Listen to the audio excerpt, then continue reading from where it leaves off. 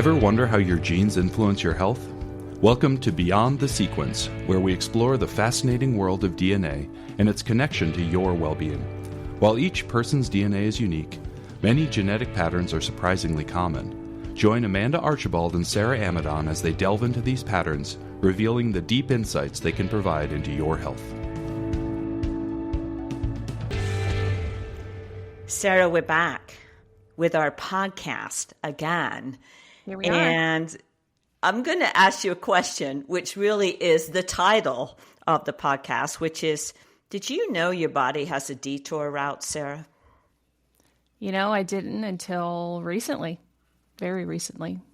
And so we're thinking, what is a detour route? And your body has amazing intelligence, like energetic intelligence, right? But it has this incredible biochemical intelligence that helps your body get out of a pickle or a log jam if it runs into the log jam. And you're probably thinking, what on earth are we talking about? And so we're going to piggyback on our last podcast where we were talking about both of us being in New York at the IHS symposium. And we were both speaking together, sharing a stage. But the session that we were both raving about had to do with the vagus nerve. Do you remember that? Absolutely. Dr. Habib is one of my favorites. 100%. And we're just going to pull him on this podcast when we get a little further down the road because he's such a brilliant human being. Just a wonderful human being and a wonderful scientist too.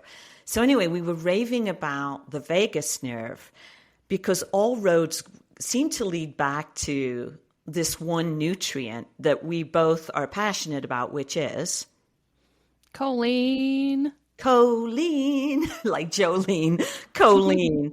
And choline, it turns out, is one of your body's hidden helpers for health.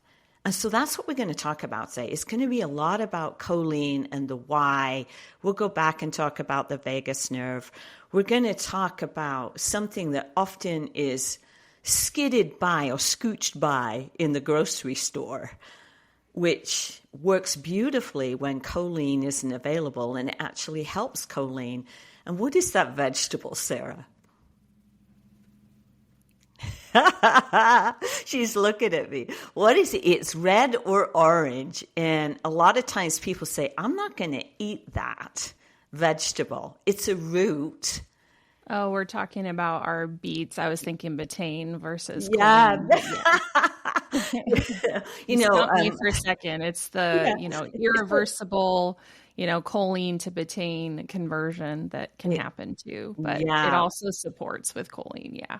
It does. And we're going to go into that. So, because beets actually are one of your body's kind of beautiful gems it can use to help in this pathway. So let's kind of get out of the semantics and get into the real topic here. So here's the issue that we're going to unpack, and we're going to go all the way back to choline and go into why did Amanda ask Sarah about this particular vegetable that a lot of people like bypass in the grocery store along with kale and everything else, right? So here's the issue that we want to get into.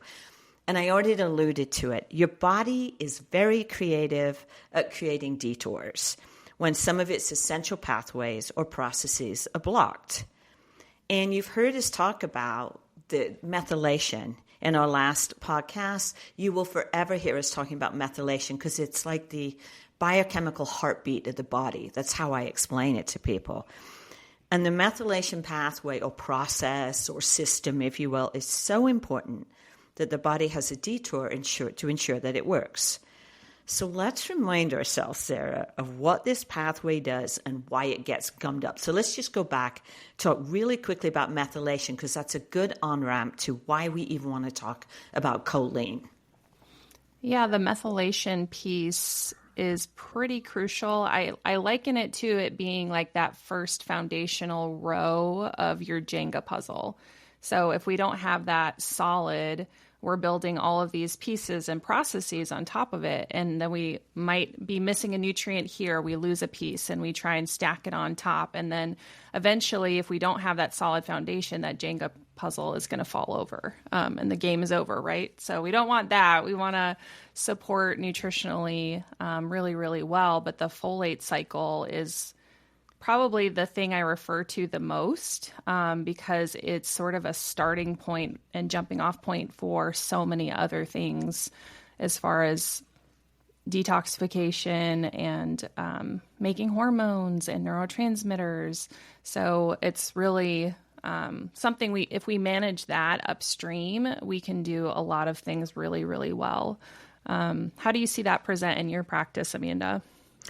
Same, that it's almost like all roads lead back to the folate cycle. And if you listen to our podcast over and over, this comes up all the time.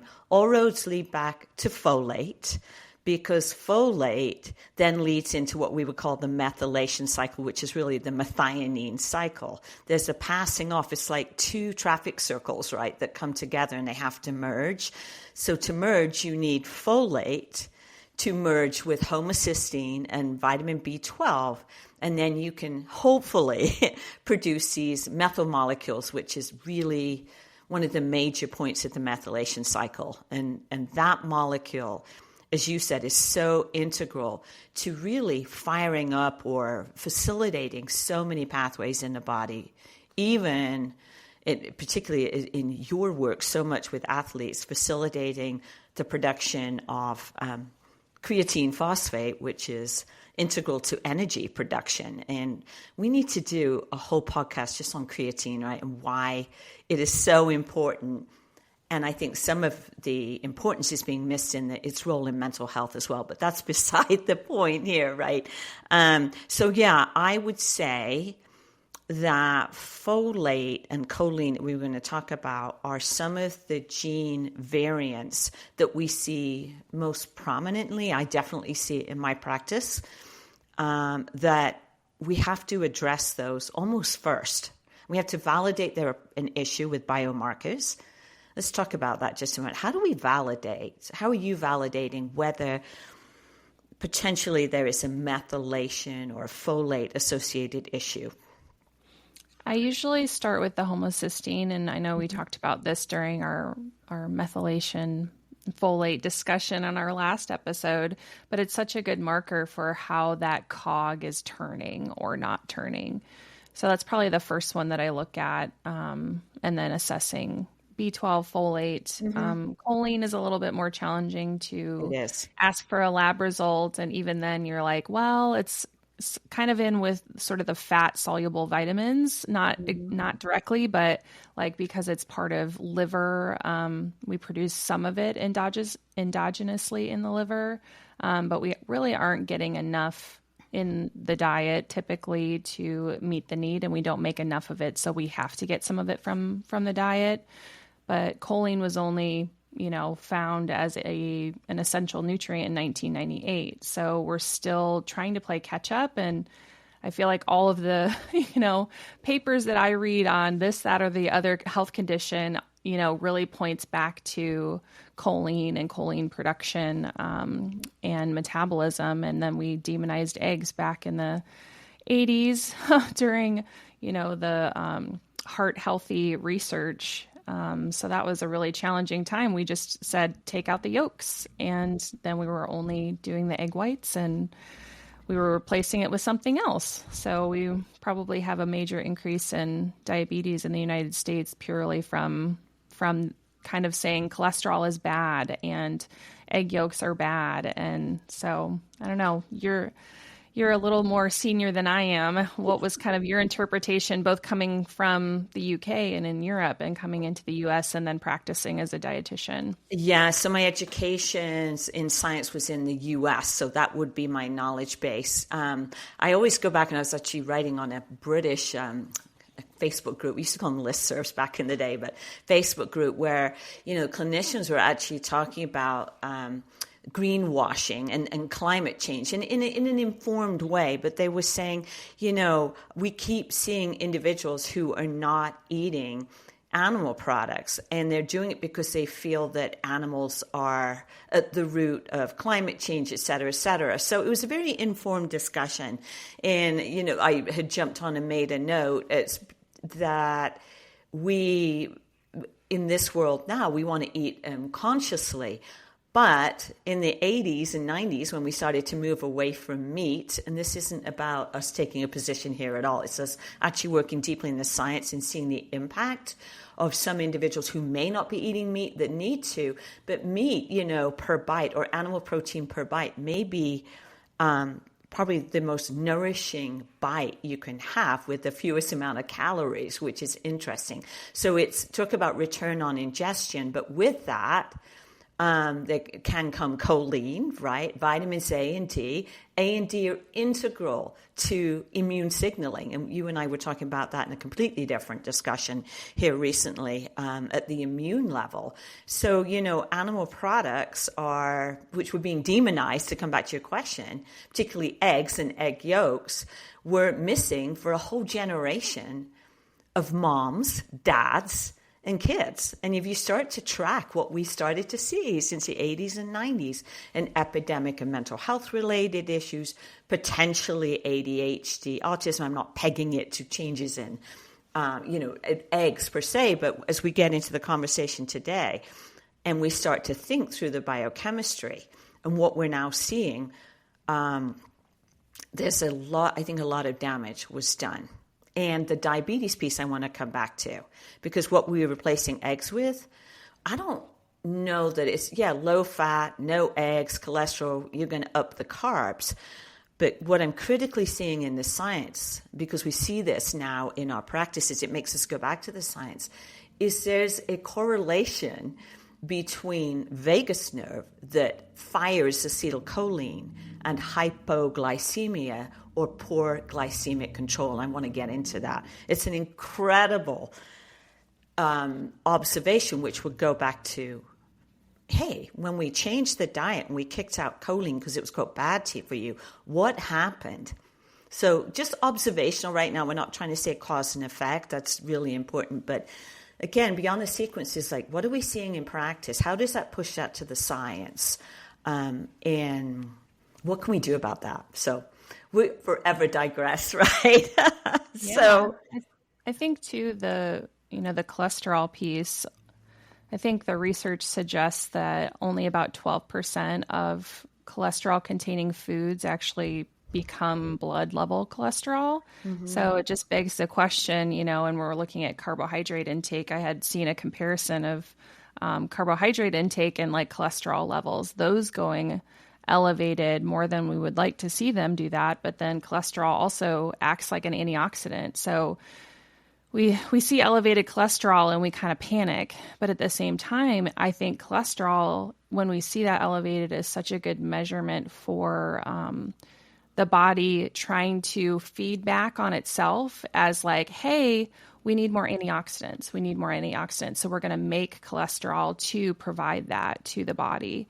And so if we just like think about it slightly differently, instead of going, how do we reduce it? And we're, substantially changing the diet. And yes, fiber is a great way to do that. And our fruits and vegetables are a great way to do that. But I think if we just think of it slightly differently, instead of going, this is so bad. And just going, okay, well, our body is telling us something. It's telling us that we need, to support antioxidants, to produce vitamin D, to produce, choline.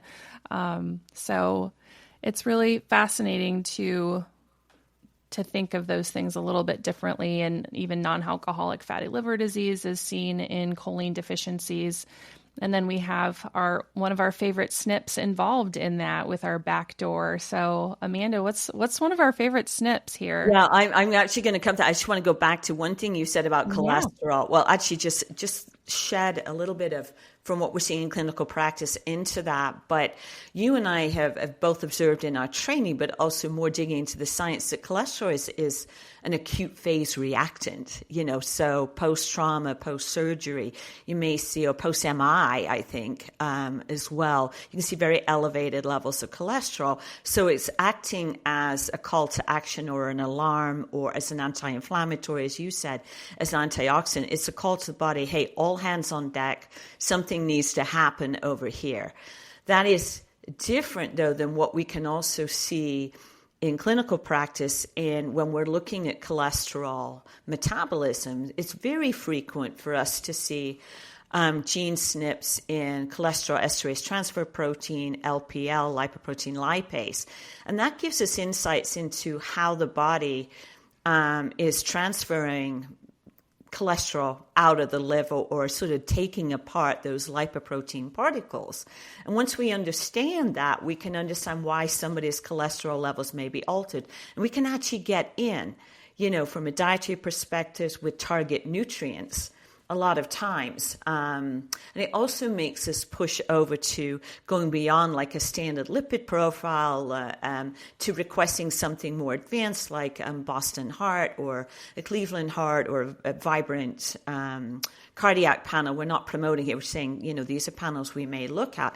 And that gives us deep insights into the biochemistry of what's going on. And oftentimes we have very, very healthy eaters who have uber elevated LDL, and it's coming from plant sterols. So that shows us how to manipulate the diet, right, to try and manage cholesterol levels, so to optimize them. So you can see us saying, genetics gives us great insights into how to help someone understand what's going on in their body and to redirect the traffic within the scope of our practice. So that's the cholesterol piece. Anything you wanted to add to that? I'm sure we'll come back to it many times. So. No, that was great. Yeah. All right. So let's go back. What was your question, Sarah? I batted it. I've got my pickleball paddle out and went the other way. No, one of our favorite SNPs that you and I seem to really get buzzy about. We're like, oh, yeah, like another connection. Just another connection. Cool. So are you ready, everyone? We call it PEMT, phosphatidyl ethanolamine methyltransferase, PEMT. And I think the frequency of this, I didn't actually go back and check the population-based frequency, but the frequency that you and I see in our practice is very high. And I know when in the clinical space versus the sports space, right? When you're working in both, but when we're looking at sports is clinical, but when you're looking at clients who come to us who may be not athletes, in general, they're not necessarily feeling their best, right? And so that's a point we need to make. I mean, we certainly have people who come to see us who are interested. They want to optimize their health, so that's different. But I would say one of the most frequent SNPs is PEMT, phosphatidyl ethanolamine methyltransferase. And you might say, well, why are we talking about that? Well, it offers the detour route in the body. So when, as you hear Sarah and I talk about over and over again, we're seeing potential issues with methylation, which we are cued into through symptoms with our clients. Is always the patient or client story that cues us in. But when we have the genetics, it says, aha, maybe there is an issue with methylation. So let's see if the body is optimized to go down the detour route. So you want to talk about the detour route or me? Yeah, I can kind of dig into that a little bit. Yeah. I think so often, and in the MTHFR Connections Facebook group that I have, everyone is so focused on folate and B12 or methylated forms of those two nutrients. And the more, you and I practice, the more we're seeing a higher need for choline that is going to put the pressure on, getting that nutritionally, whether that is in the diet or supplementation.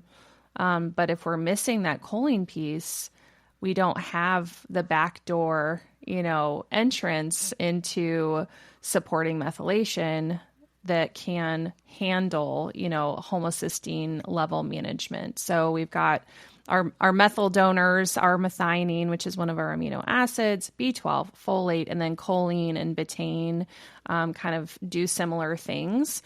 But if we, are only focusing on getting enough protein with methionine, B12, and folate, and we're missing that backdoor piece to be able to manage inflammation and homocysteine levels, we may, get a hard stop. I think that's a missing piece for a lot of people to be able to manage their health in the long term. But it also goes into, well, if we don't have enough choline, we may have cholesterol fall out of solution and you've got gallstones.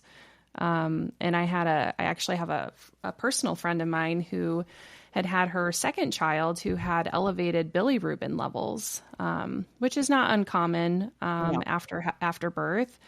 They treat it with light therapy, which is amazing. But this went on for weeks. So we're talking about 4 weeks, 5, 6 weeks later, he still has elevated bilirubin. And I go, let me look at your genes again. So I pulled hers up as mom, she's breastfeeding. And I go, oh, you've got a couple of PEMT SNPs. I said, and she eats, eggs and, that's not a problem. But when you're breastfeeding, lactation and pregnancy substantially increases the needs further, which I think was also a connection for my own postpartum story, where it's like I'm breastfeeding, I'm postpartum, healing from, growing a human. Your choline needs are way higher.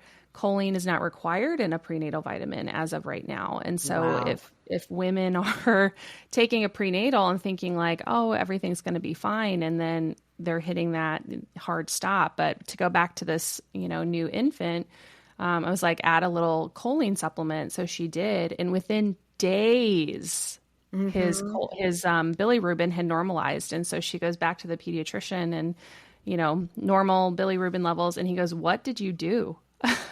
I just added an essential nutrient that my body was screaming for. Isn't that wild? Yeah. Yeah. And it shows up differently in adults. I can see elevated bilirubin. It can be a bile acid synthesis issue, or which, choline is integral to, or phosphatidylcholine, or a bile flow issue. Choline is probably one of the most least understood, but most inefficient or deficient nutrients that we see. So let's, we want to go into just talk about what we also see when we see deficiency or inefficiency. But let's talk about what this PEMT gene does. So the body, we are all about getting choline from food. So the best source is going to be egg yolks. That's nature's gift, right? We start with an egg, if you think about it. An egg yolk is a source of choline and fat, etc. You can, if you look at Chris Masterjohn's database, it's actually he has something called a choline database. I think we can still access, or everyone can. He talks about choline, but he also talks about choline equivalents. So you have other foods that you can use, but are far less efficient or potent. So things like sunflower seeds, edamame, are also options I suggest to people. It's it can help support choline as a nutrient in the body. Is there anything else you want to add there, Sarah? I mean, it's liver, yeah, liver organ meats for sure are part of that piece too. Some meat, I think some meats is a much smaller dairy. quotient. Some dairy, yeah, exactly. So you're looking at animal products. If you're veering into foods, plant foods, but far less depth, less ROI, less return on ingestion. So the body, so you can get choline from food. That's the preferred route. And your body actually has a salvage pathway because choline is so important to help you produce these methyl groups if you need the Detour. So there is a route. It's called the Kennedy pathway. I think the CDP pathway that helps your body sort of recycle choline from food. But PEMT is completely different. This is a gene we see a lot of inefficiency with.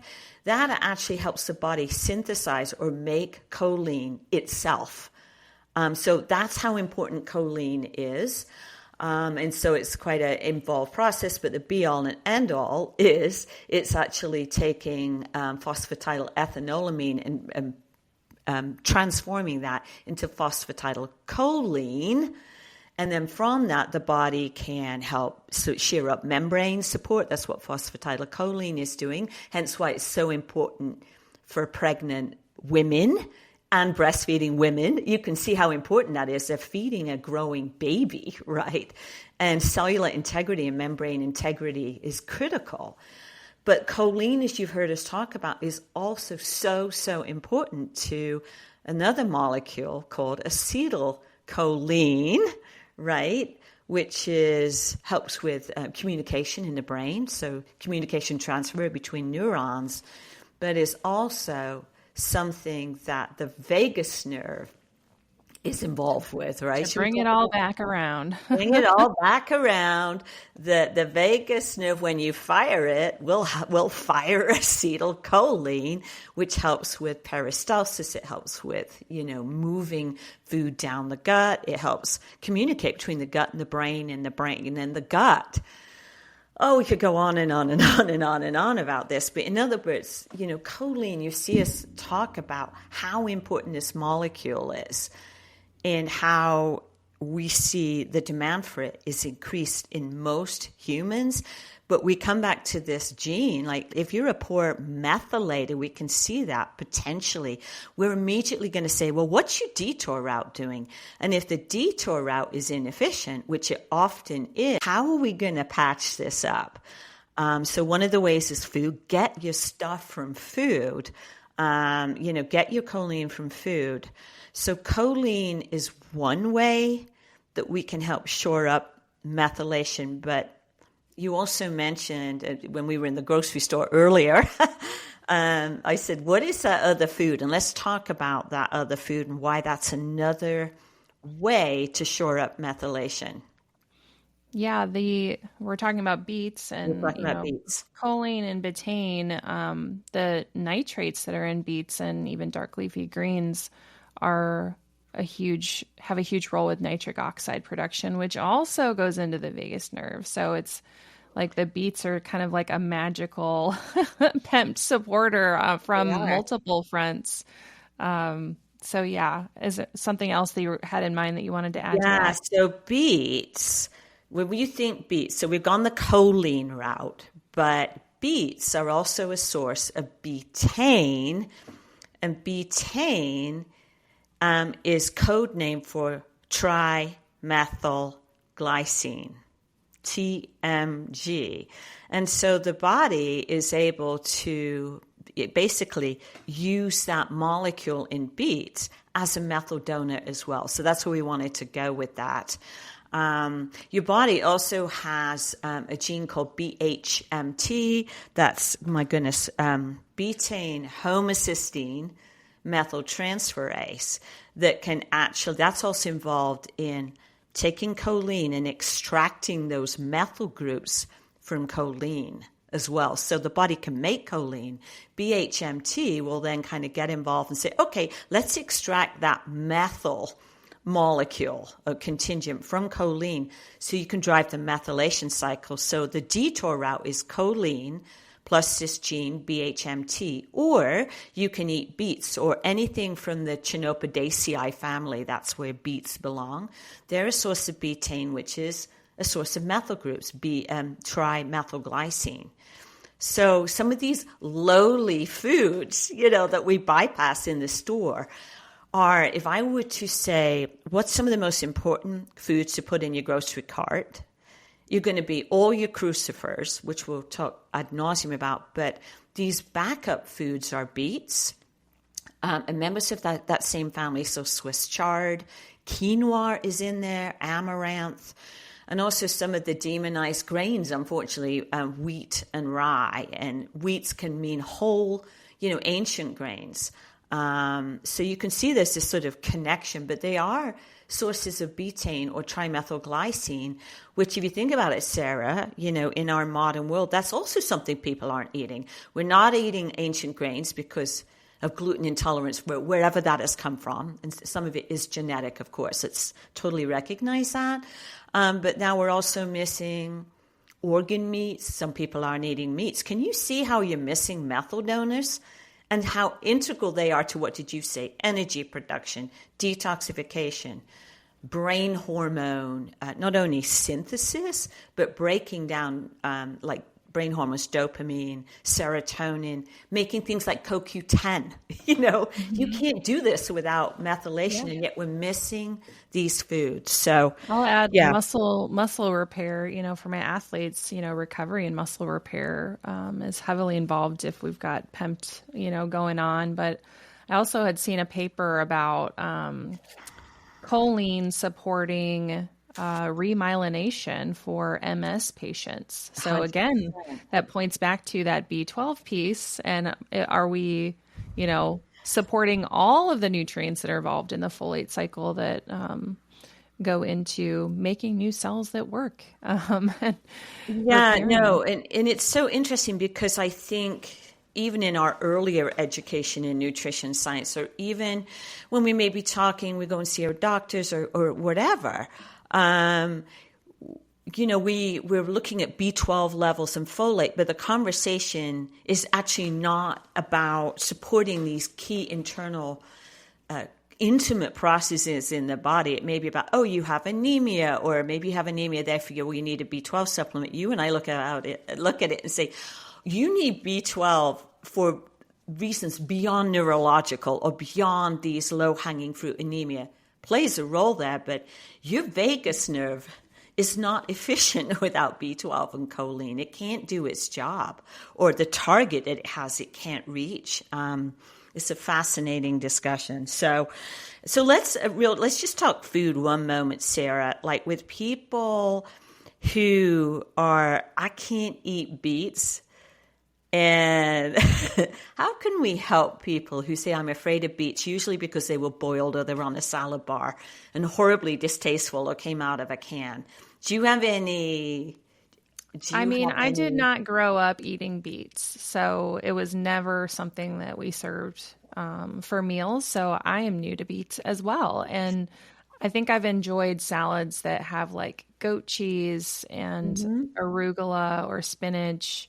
Maybe some like walnuts or pine nuts or something like that, like tossed together with like a lemon juice, olive oil, simple vinaigrette, is, they're sweet, and you can go to Costco and buy pre-made beets that you just open the package and you slice them up. So there's like no preparation involved.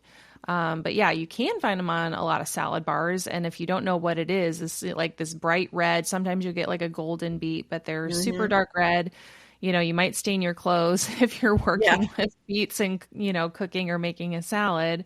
But you can also, toss them on a pan with other vegetables and roast them together, which with our CSA, we might get some more bitter root vegetables that I don't love. But if I toss it with things I know I like, and you put a seasoning on it, you can kind of cover them up, but still get some of that boost. Or, you can do a beetroot powder or toss it into a smoothie or juice it with other things that you do like.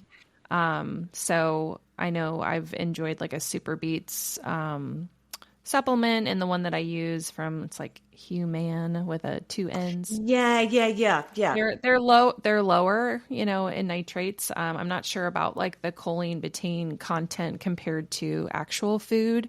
But that's one way to do it. And they have like a cherry juice with it and some like coconut water. And so like, honestly, it does not have that like earthy, sometimes bitter flavor that a beetroot can have. And that's often some people genetically will not like them. They taste like mud. Bitter, yep. Yeah, they dirty, do taste bitter. Yeah, dirty. They taste muddy and dirty. But there's ways around that. And, I was so fortunate to work with Chef Deborah Madison for a number of years. She's a James Beard Award-winning cookbook writer. She will always say I'm a writer, not a chef, but she's a beautiful botanical chef. Who trained with Alice Waters. I mean, it goes back to those days. And she's very botanically minded. And she says, you know what? Most beets just need some acid. They just need some brightness. So if you get your Costco or Walmart or whatever beets, you're ready to go so you don't get the dirty hands. If you just toss them like with a sherry vinaigrette, just get a oil and vinegar or just vinegar, it will transform them. You had and I like them, with like you said, with walnuts, goat cheese. They also pair beautifully with oranges. So that really lifts them. So you could do some, little olive oil always, right? That's like the gold or the platinum in the food world. But a little bit of vinegar, balsamic vinegar also lifts them because it's sweeter. So if you were to roast them, Sarah, like you said, and you're feeding two little boys, young men, they're not little, tiny anymore. But, a kid's palate is different than ours. It depends. They have to get used to these things. But if you roast any vegetable, you're going to increase the sweetness. Then if you when you don't want to roast them with balsamic vinegar, but if you toss them after they come out of the oven, balsamic vinegar is inherently sweet. So now you've got the betaine, you've got the methyl donor, right? But now you've tossed it with something that's more palatable to a lot of humans. So, and then the other thing I do with beets, you see me do this, and you've mentioned juicing. If you are able to juice, if you have a juicer at home, you don't need the highest power one, but if you do juice, then juice beets and then throw in there some apple, so ginger, turmeric, right? We want those potent roots. But toss in there some orange and apple. You will absolutely brighten that beet juice. And then what I do is I freeze them in big cubes, and that's like a supplement. So if you didn't want to eat beets, this is a way to get the benefit of beets without eating them. And, that's kind of fun for kids, right? Like, I've got a red tongue, I got a red mouth. Maybe easier said than done, Sarah. We'll do some experimentation, but there's nothing right having like a big red clown lips, for a kid and say, look what I just ate. So, or drank. I know.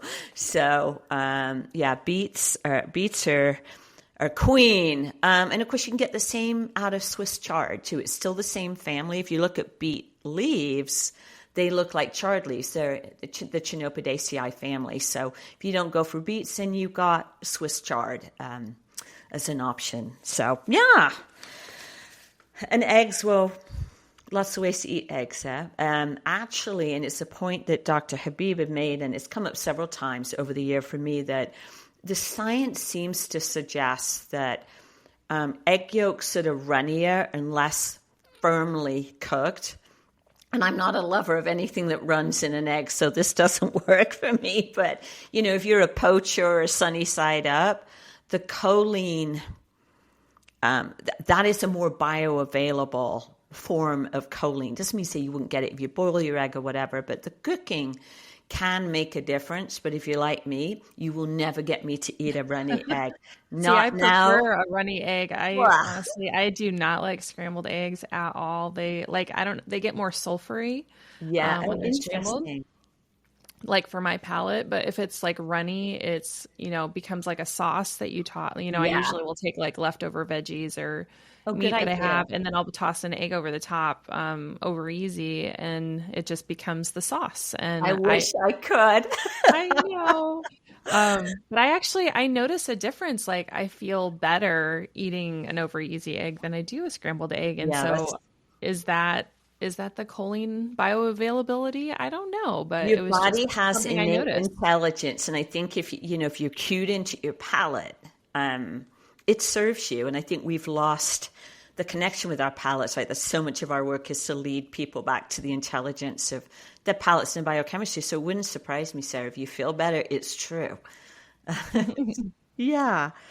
What else? What else did we want to talk about? I want to chat real quickly about this, what I've just observed with low blood sugar, because it kind of goes back to you talking about in the 80s and 90s. What hazards might have been created? But before I chat about that, because it's super interesting, what else? What have we not talked about? When we have, you touched on it, let's talk about it real quick. And then let me let you answer the question. I said, what else did we talk about? But when we have choline deficiencies, how we know it's showing up potentially in pregnancy and lactation. But what about the liver when we're looking at liver enzymes? What are you seeing there? And it may be something I may see more than you, but are you seeing anything there when there's a deficiency? Yeah, you can definitely have elevated liver enzymes or, non-alcoholic fatty liver disease. I I don't see it as much in my clientele, but it happens occasionally, and we usually fix it, if it is. So that's the good news is, kind of assessing, doing a nutrition assessment to monitor, okay, well, what are we eating? How often are we eating it? And I definitely have clients who are like, I won't eat X, Y, or Z. And so it's like, that's great, but your genes are like starving for these couple of nutrients. Unfortunately, we do have to supplement sometimes. We do, yeah. So, yeah. But I think genes help people understand how they're built, and it helps them understand the why, so that we're making not an argument, having a conversation about the food. They can see why we are pushing on specific foods. In the end, it's your choice, as an individual, but at least you understand how you work and what your genes are suggesting you need. So it's a great point. But yes, non-alcoholic fatty liver disease among healthy people. And my population, I tend to be with an older population, so midlife and beyond. And as you may have heard us say, we love the PEMT gene.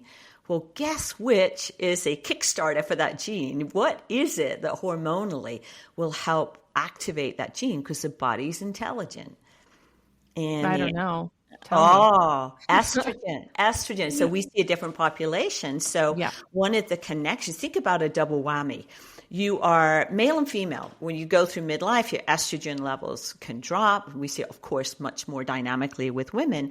So you're losing an impetus to help the body create phosphatidylcholine, which it needs. So estrogen is like a kicker. It's like a primer. Then when you have a dud of a gene, it's like you're 0 and 0 or 0 for 2, right? You're missing the hormone that's the primer, and then you have a gene that's inefficient. Doesn't mean to say it's not working, but what we see is this correlation between symptoms that may show up as brain fog, or like you said, bilirubin, and we're missing a critical kind of input from a gene. So yeah, that's super helpful for the population you see. I don't see it nearly as often as you do, so it's less of a aha moment on me, but learn something new. Thanks for sharing that. You do, and you're seeing a lot more. So a younger population and women who are of child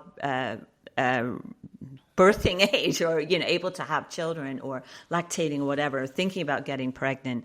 So many connections.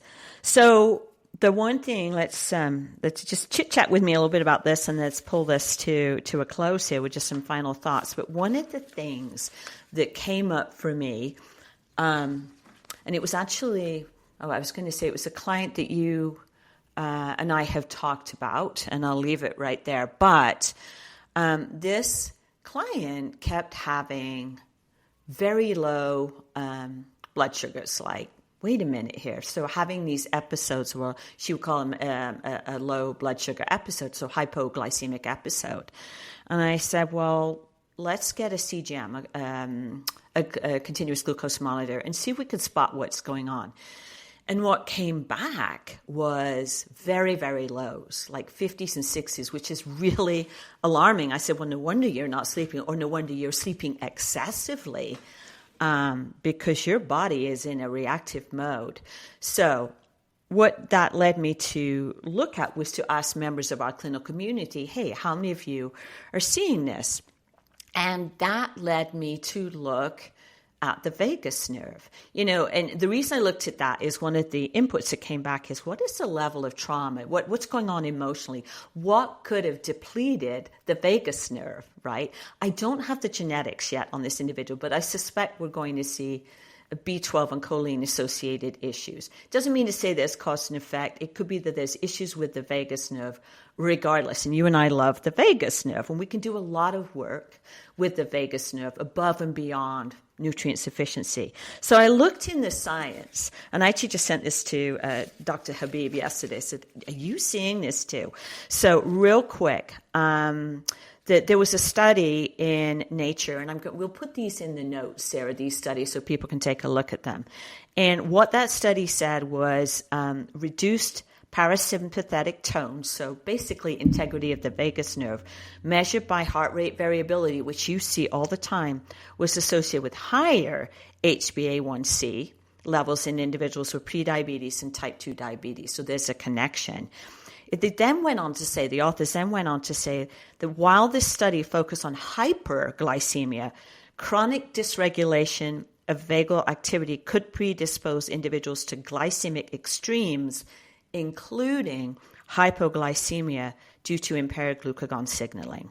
So what the be-all and end-all, and we'll just translate it, is reduced parasympathetic tone correlates with glycemic dysregulation. In other words, if you have like reduced heart rate variability or anything that's impacting the vagus nerve, which communicates gut to brain and brain to gut, has these systemic impacts. And one of them is hypoglycemia. And one of our colleagues has said, what is coming to me here is there's a vagus nerve connection, but I think it's more emotionally related.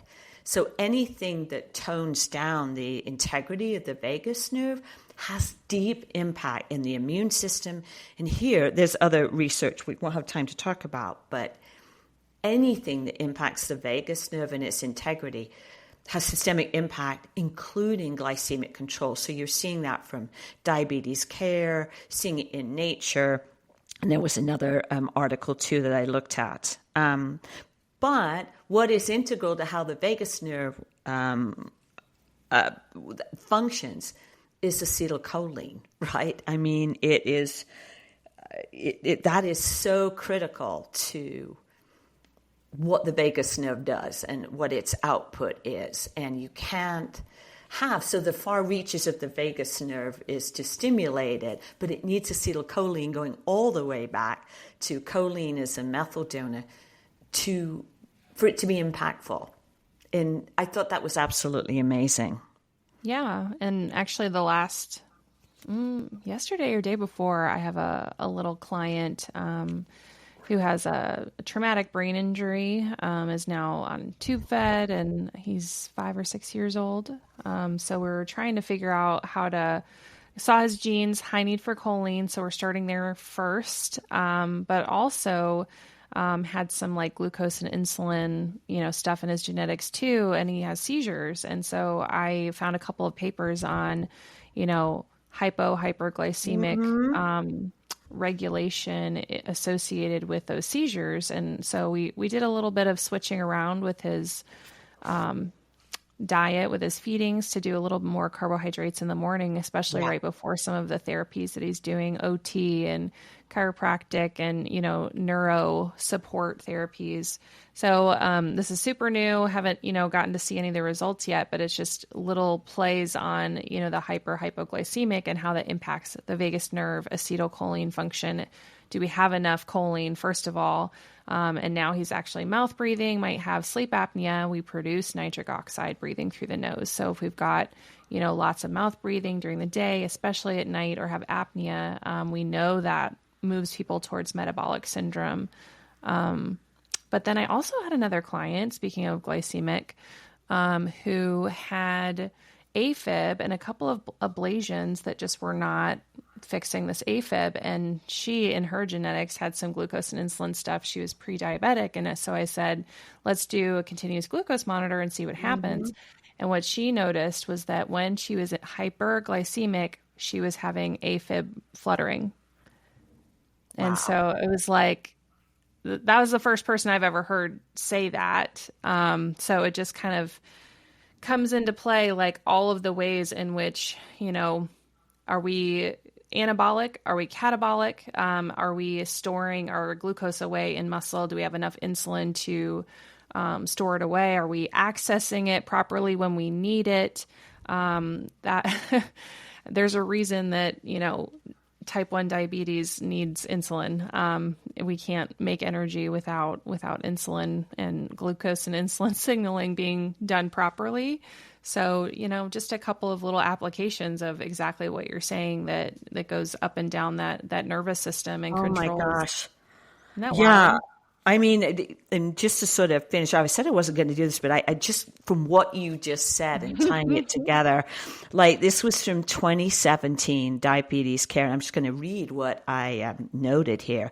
This publication, so 2017, showed that reduced heart rate variability, which is a proxy for vagal tone correlates with impaired hypoglycemia or hypoglycemia awareness, and in this case, in type 1 diabetes.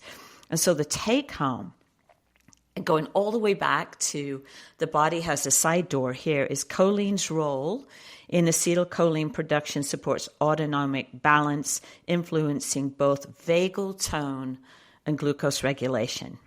Vagal tone stimulates the release of acetylcholine, which helps regulate insulin and glucagon, two key hormones that keep blood glucose stable. Good vagal tone improves the body's ability to balance blood sugar, especially after eating or during drops in glucose.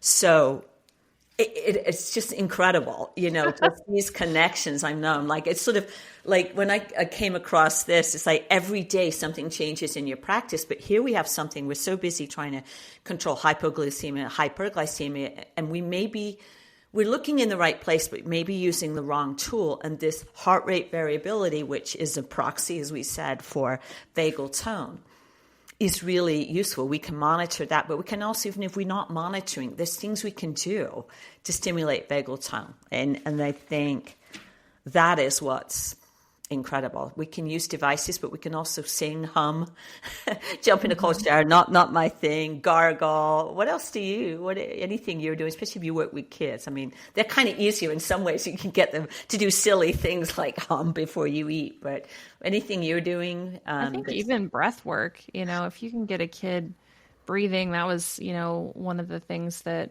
my son did for his pelvic floor PT he was having night uresis, and he's 8 years old. And so how embarrassing for him. But the breath work, some of the biofeedback, and kids with ADHD won't sit on the toilet long enough to finish a bowel movement. So then you've got compression on the bladder. And then you're having night uresis. So even sitting, having your feet in the proper position, elevated like your squatty potty, combined with, hey, spend a little more time to make sure you're finishing your movement. Yes, yeah. But he within 2 or 3 weeks he stopped night wetting just from seeing a pelvic floor therapist who said kids are not finishing, who have ADHD are not finishing, and also breath work, like that deep belly breath. So she had him blowing on like a pinwheel or trying to blow bubbles into a glass of water, like ongoing. Like, how long can you blow bubbles in this cup? Brilliant. So, I love that. Even for adults who just do this, it's so simple. Like maybe they just can't move. They're just demoralized, depressed. So that is something simple. Breath work, 100%. That can be, yoga, like the twisting poses. Again, that may be inaccessible for some people. It's not an on-ramp, but it's easy and they can control it. Even if you're twisting in a chair. There was something else that came up. The 4-7-8 breath. 4-7-8. In 4 counts, hold 7 counts, out for 8 counts. Mm-hmm. And I think Dr. Habib said for some people, that's more advanced, right? So you can start with just 4-4-4, like box breathing, in, hold, out, hold out, hold in. What was the other thing? Oh, it just went out of my head, Sarah. It can be more advanced for some people, but Qigong, there's very basic steps in Qigong. You can call it tapping the nest. Some people know what we're talking about. But one of the things you'll do in the morning with Qigong, you will actually, tap on your chest, you tap above your navel and tap your kidney area, your back. And it's very energy inducing. So I actually do that with some of my clients just to move energy. What they know, it's the vagus nerve of what it is. It just energizes. It's kind of fun for kids, although I can imagine with your kids, the last thing we need is to give them even more energy than they have. like, do not do this first thing in the morning. Otherwise, mom is like, what did you just do? But for adults who feel sluggish or they're demoralized or, that's a real simple one. So anyway, Sarah, we covered a lot today. We did. It was, as always, amazing. I hope it was useful. We know it is useful for those of you who are listening in. If you have questions, just send us a note, and we can anonymously, we can answer that directly with you, or we can anonymously bring it up in another podcast. Say, we had this question, let's answer this. So, yeah, it might be fun if we get enough questions from people, or we could incite questions on our social media stories or in the comments section for a post and take on questions. That could be a fun episode sometime too. The mailbag. Beyond the Sequence mailbag. All right. Great chat, Sarah. Yeah. Till next time. Bye-bye. Bye. Thanks for tuning into this episode of Beyond the Sequence. Follow on your favorite podcast app to be notified of new episodes. The information shared in Beyond the Sequence is for educational purposes only and is not intended to diagnose, treat, or cure any medical conditions. Please consult your physician or healthcare provider for personalized medical advice, especially if you are taking prescription medications.